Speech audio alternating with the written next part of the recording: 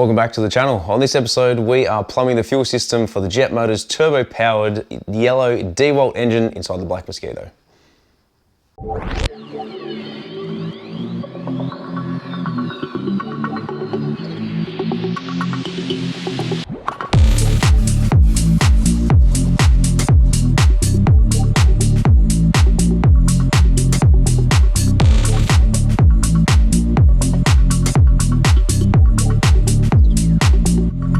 So folks, welcome back to the channel. Please consider hitting that like and subscribe button for me to bring you the best Australian classic mini content there is.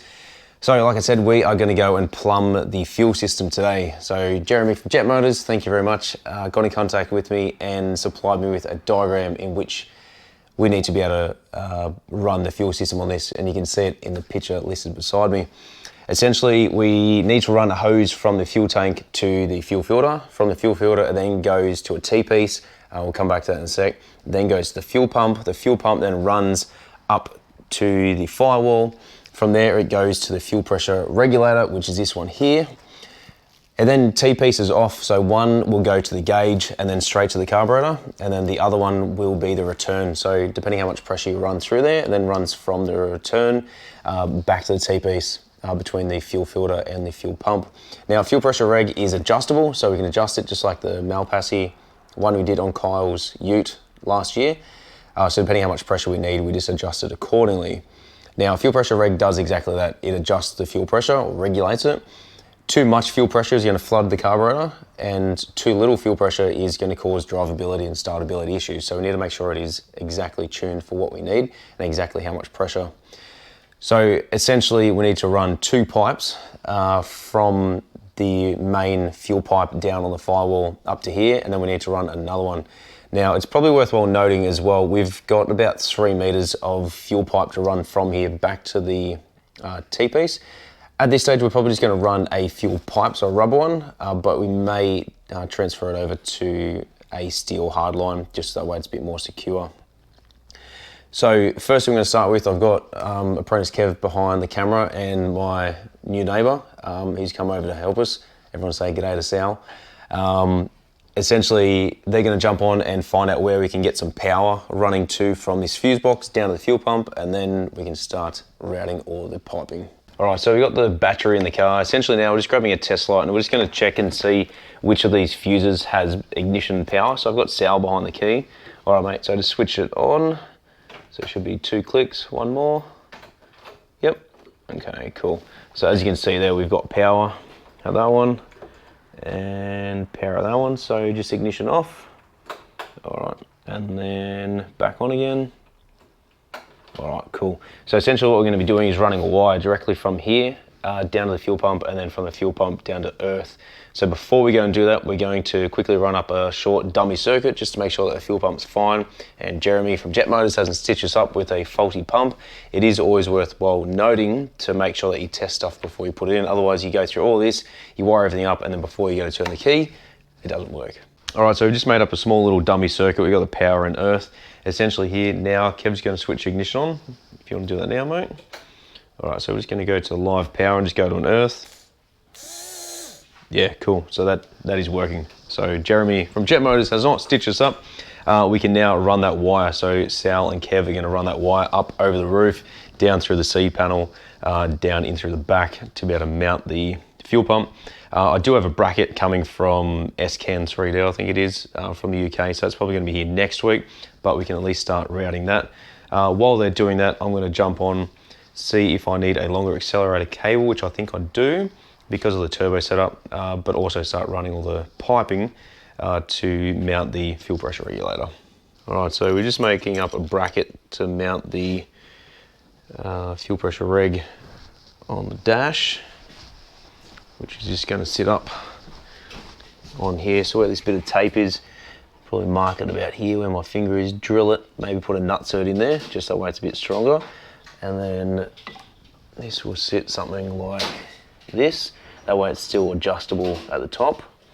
And you can get to it, and that pipe is also going to run, you can just see down here. So this one here is going to run between these two outlets here.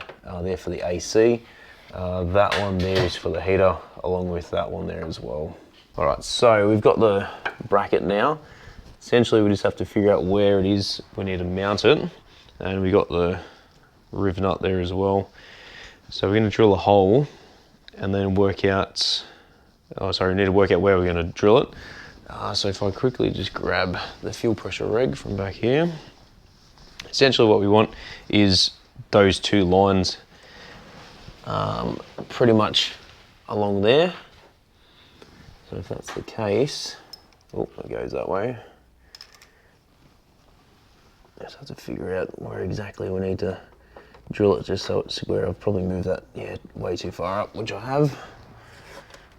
It is always a good idea as well to put a piece of masking tape down, that way you're not gonna run the risk of damaging the paint. So, probably a little bit further. Oh, how's that? Measure twice, cut once, they say. I reckon about there, that way it's about 50% of the way between both of these holes, that way it's not going to interfere with it whatsoever.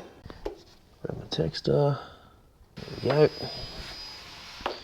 Alright, hopefully the customer's not watching at home and got his butt cheeks clenched together. Alright, no going back after this. Before I go and hit drill, make sure there's nothing on the other side. Nope, that's completely free.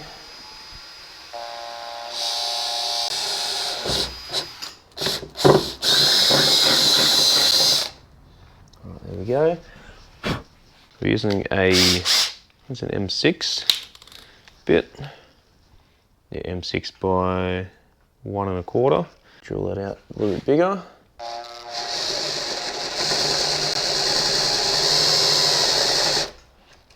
Oh, my battery's dead.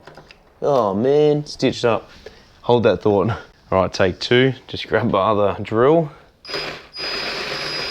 Nice and easy. All right, excellent. Just have to make sure, because it is freshly painted, we don't want to cause any scratches to it. Yeah, okay, so that's just gonna be a little bit bigger. I'll just get the drill bit. I think I used a 9mm for that. Probably go 9.5.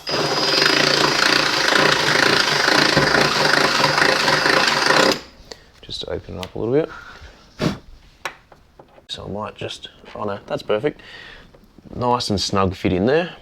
Like we've spoken about before, riv nut is like a rivet. Essentially when you wind it in, it's just going to squash it, it's going to mushroom it over, and it's got a thread inside there. So once it's in there, it's permanent, and it's a longer lasting fitment compared to just using a nut and bolt. As well, before we go ahead and fit that, I want to make sure that the edges are all nice and clean, and we use a little bit of touch-up paint as well, or a permanent marker, just to make sure that it's not going to rust whatsoever. All right, so just got a little bit of touch-up paint. This is off my wife's Hyundai Tucson. Really good idea to make sure that you treat it before you do anything further, because rust and classic minis don't go together. Oh, there we go. How's that? That's it. All right, cool.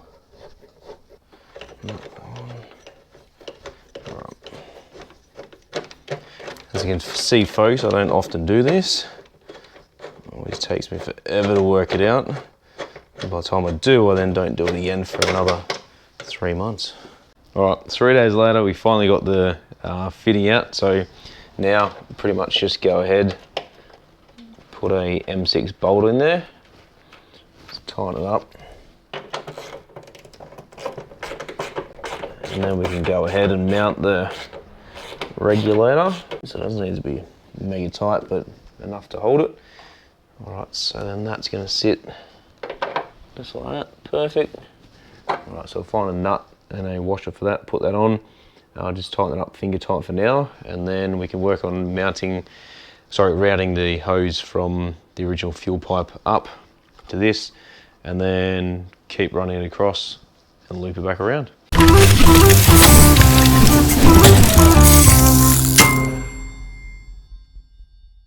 So folks, welcome back. Sal and Kev are no longer here because it is a couple of days after that last scene. I had to go to work and get a few things.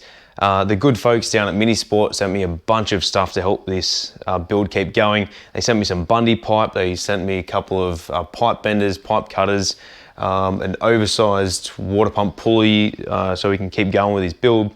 Essentially, I just want to focus on the fuel system at the moment. So I've gone and taken the liberty of making a couple of pipes up over here. So this one is going to be the return. That one's going to sit just there, run up to that pipe there, put a rubber hose between those two, work out a way to secure it down in here. And then this one here is the feed. So that actually just runs down to the firewall like it normally does on a standard classic Mini, as you can see just down in there. What we want to be doing now is running the pipe from the fuel pressure reg all the way over to the other side. So it's actually going to sit on the left-hand side of the engine bay. So just over here, sorry, the fuel pressure reg's that one. The fuel pressure reg gauge, we want it to sit over here. On this side, there's also going to be a catch can in there, so we need to make room for that. And I also need to change these nuts because they are horrific. We find somewhere to mount it here, and then it's going to run back around and go back to the carby down in there, so the inlet fuel pipe. So that's going to be the next step of this. Now, also, I did mention in the last episode, I wasn't sure how this pipe went. Essentially, I rang Jeremy from Jet Motors. He said, loosen off both of these clamps. So that one there, that one there. I've removed both of these, this one here, and down under there, excuse me. And essentially just gave it a twist, push, pull, and I got it into position to where we need it. So it's a lot easier than what I'd anticipated, which was good. I didn't really think it was going to, oh, my light just died. I didn't think it was going to be that hard, but I just happened to overlook something really basic. So sometimes you do. I'm probably sure there's people in the comment section going, you idiot, why didn't you just, try that? Sometimes I get a bit of a one-track mind and I generally tend to forget about it. So we're going to run that pipe over now, work out where we're going to mount that fuel pressure reg gauge, and then loop it back around, and then we can start working on plumbing the fuel pipe from the return back to the T-piece underneath the rear quarter panel. All right, so we're going to start here, and we're going to route this across. So essentially it's going to run a pipe from the fuel pressure regulator over this side to over here, just trying to work out where it can fit, where it's not going to interfere with anything. That pipe is probably going to be about the length that I need actually, which is, almost perfect. Hectic, how good is that? I also want to make sure that doesn't interfere with anything else. I probably need to run it around the brake master cylinder. On this side, yeah, there we go. Okay, that's even better there. Yeah, so I probably need another meter of fuel pipe because I trimmed this one down. Essentially, if I run this over here, that'll sit in there. I also need to work out how I'm going to mount it because I don't know if there's a bracket or something I can get for it to mount it if I need to make something. It's just like a standard T-piece, really. I could maybe get a bit of aluminium or aluminum, if you call it that overseas, which is not right, not to Australian standards anyway. I could probably take this fitting off, get a piece of alloy, find that thread size, like the width of it, and then just drill a hole bigger than that, slide it in there, maybe put a nut or something on there to secure it, like a real thin nut, and then mount it on the firewall somewhere. But I'm just really unsure. Like, it needs to be readable, but also it needs to be able to be far enough away where it's not going to interfere with anything. I kind of think at the back on the firewall there's like a dent on it. You can probably just see it on this side here, just above where that fuel pipe is, where it runs. So I'm not sure what sits there, but if I could maybe do it there, that's probably going to be a good option, or at least down under there. So it's kind of hidden behind the brake master cylinder. There's also a hole just here. I'm not sure what that's for. Anyone in the comment section knows what that is, please let me know. I thought that's where the wiring went, but it doesn't.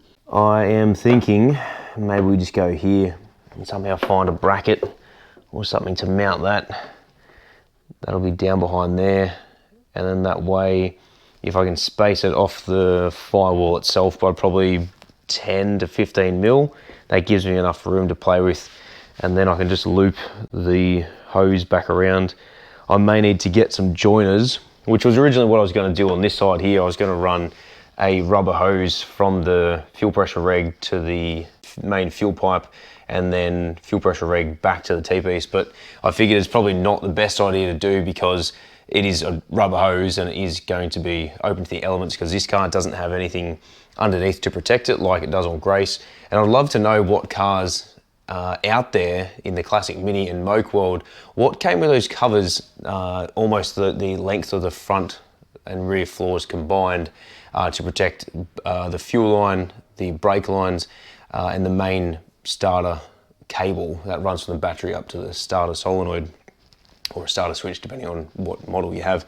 Yes, anyone in the comment section, please let me know that answer, because this car doesn't have it, and this is an 88 model.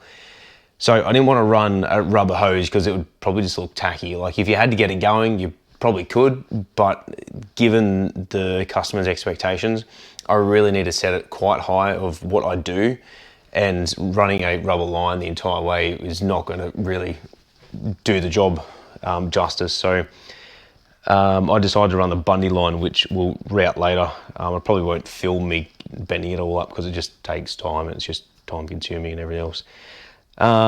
So if I can mount that there, maybe I run a rubber hose and just kind of loop it around. But then we have the case of getting the pipe, like that's obviously not it. It would have to be bent to probably, it would have to do a U-ey, so I'd have to do a U-shape on itself. And then it's not going to be secured to anything as well, so I need to find somewhere to route it and how I'm going to mount it, because ideally I want to try and put it on something. Actually, maybe it could loop back underneath and then go to the carby. Actually, that's probably a better idea, because if it goes in front here, it's going to get caught up in the brake booster, sorry, the brake master cylinder and the clutch master. At least if it runs back underneath there, we're going to keep it away from heat, which is probably going to be the best option to do. So I think we might actually do that, but I might try and work out how to mount this. And in the meantime, I'm just going to plumb the hose, sorry, not the hose, the fuel line from the carby back up to this gauge. So that comes off real easy now that I've got it sorted, as well as a couple of T-pieces, which we'll run through those on another episode. And as to where they need to go, there's a heap of bungs and stuff we need to put in there and run off the manifold. So that's all part and parcel of it.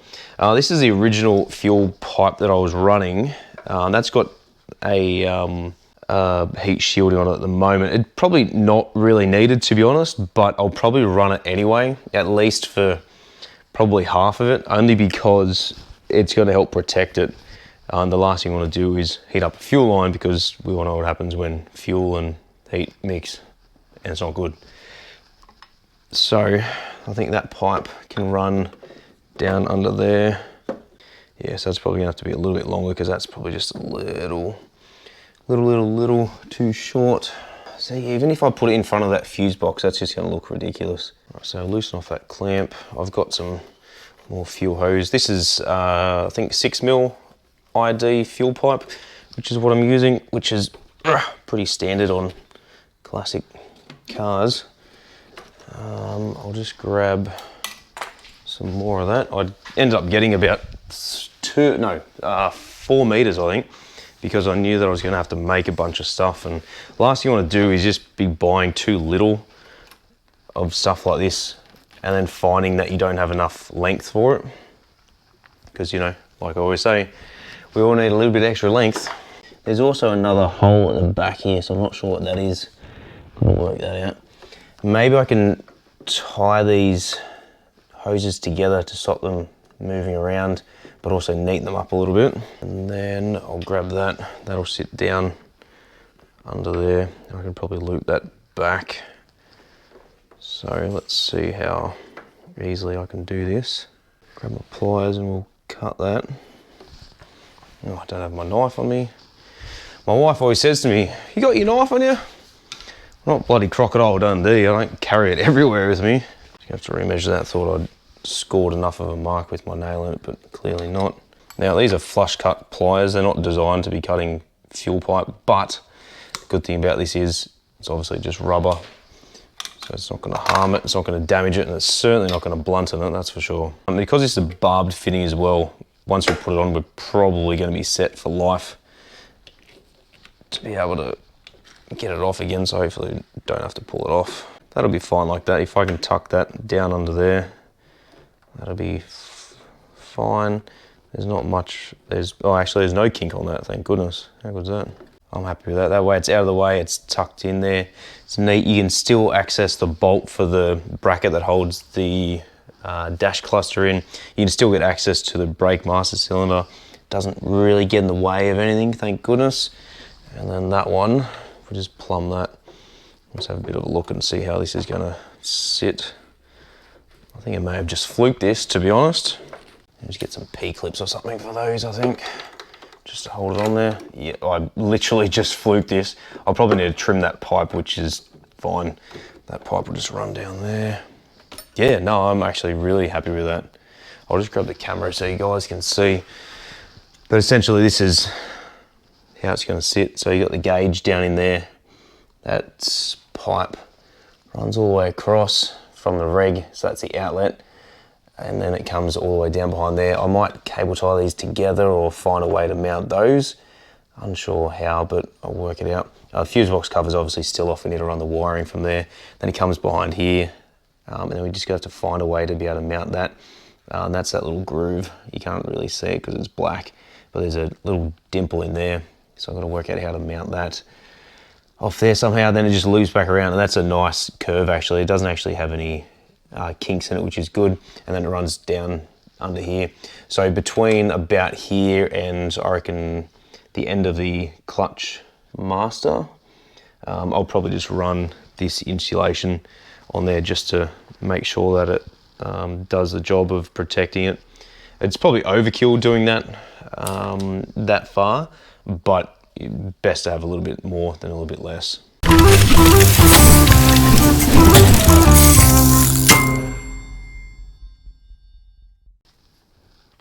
This can just be purchased from any good auto parts shop just to help protect any fuel lines, because as we found out just before the Rolston Classic, the fuel line and grace had rubbed through the exhaust and was about to catch fire. If you haven't got me on Instagram, add me, follow me, and check out the disaster in which was going to happen.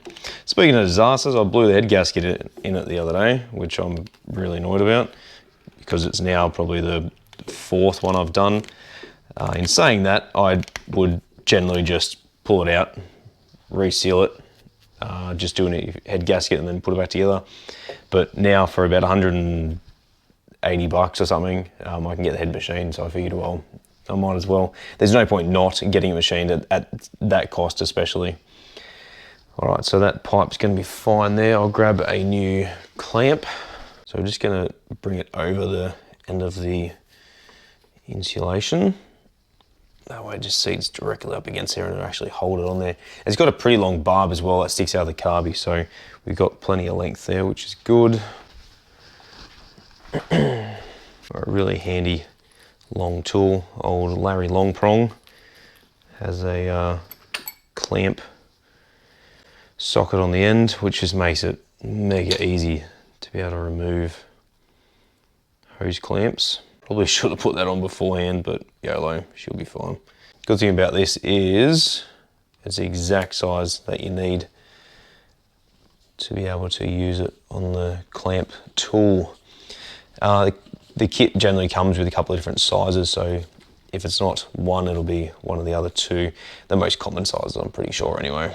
All right, a really good Tomo's tech tip here is that if you're putting a hose clamp on and you're not sure where it's going to bite, is just feel the edge of the pipe and the barb and just get a bit of an idea as to where it is. If it's got a lip on the end of it, you can generally feel it at the end where it seats, and you know how deep to push the pipe on before it's then going to touch it. So just check it before you put it on, and that'll give you the best sort of indication as to where it ideally needs to sit.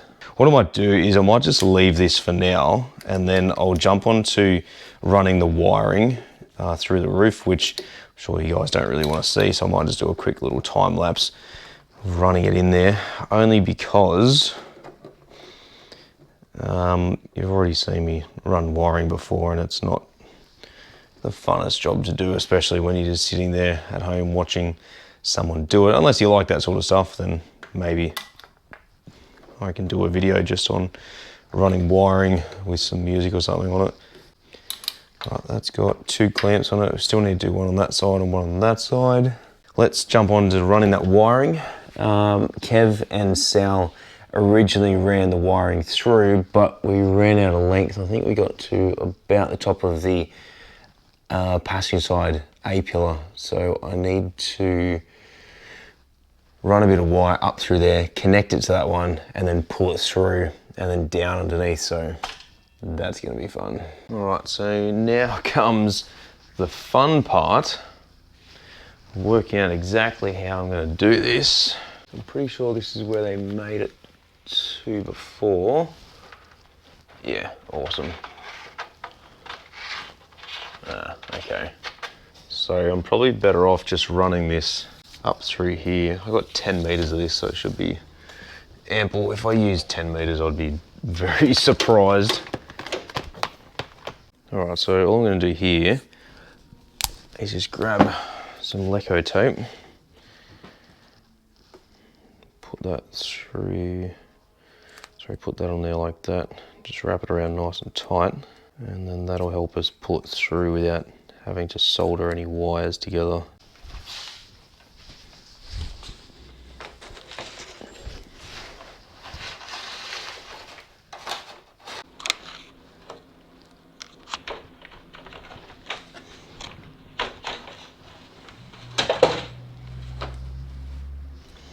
Alright, so we just need a little bit of extra length up on this, just to be able to ensure that we get it right down to the subframe.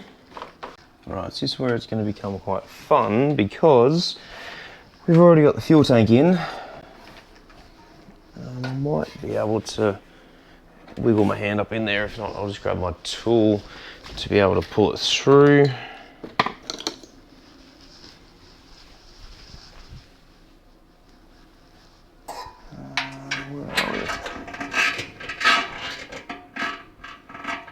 Go.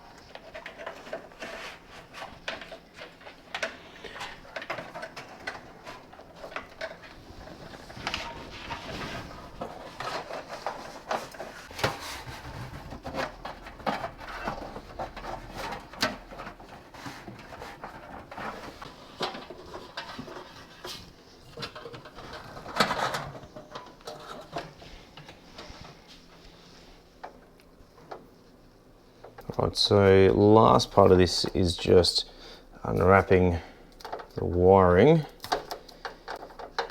There we go. And then we just feed that through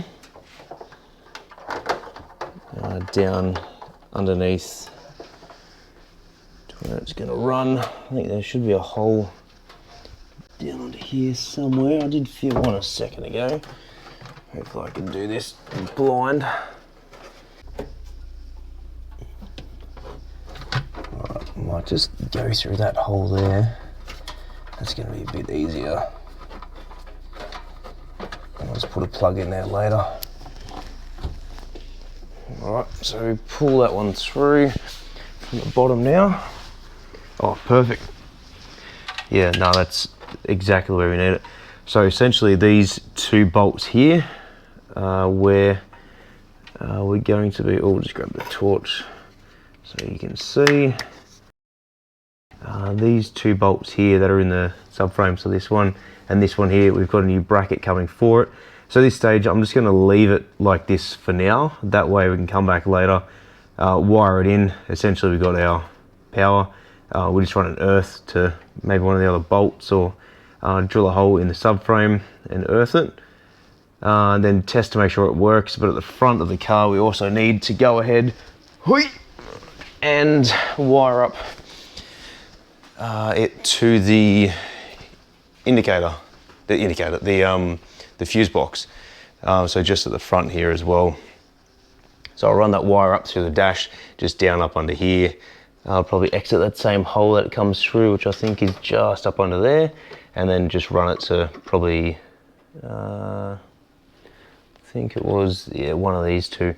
That should be okay.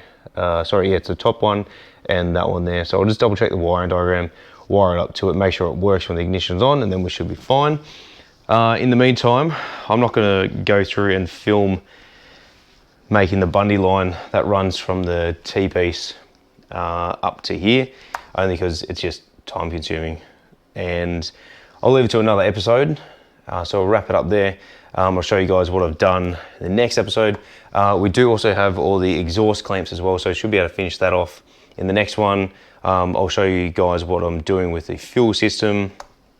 We'll test the fuel pump, make sure it works with the ignition switch, and then hopefully try and mount the fuel pressure regulator gauge in there as well. Once the fuel system's been plumbed, we might start doing the cooling system. We need to work on finish mounting the heater box inside, so we can put heater lines through it and then run them through. We're going to run so obviously the two heater hoses, like I was saying before, this one here and this one here comes out those holes. We're going to run it to here. It's going to go through, and then it's going to come around and go to heater tap. We also need a longer accelerator cable, I'm fairly certain, which I might just look at off camera and just figure out what it is that I need to do, because that doesn't really seem like that wants to go down through there fairly comfortably. It might, but I'm really just skeptical about it. The customer's also asked if we can just trim this. Because the drain pipe is touching against the bracket, I do need to take this off anyway, relocate that and the clamp, get another bit of pipe to go on there, etc, etc. So next time will be cooling system, working that out, the heater tap with a cable as well, the choke cable, plumbing the bottom radiator hose as well, and going from there. So like always, guys, thanks very much for watching. Stay tuned, stay COVID safe, and most importantly, keep those classic minis on the road. We'll see you on the next episode of Tomo's Tune Ups.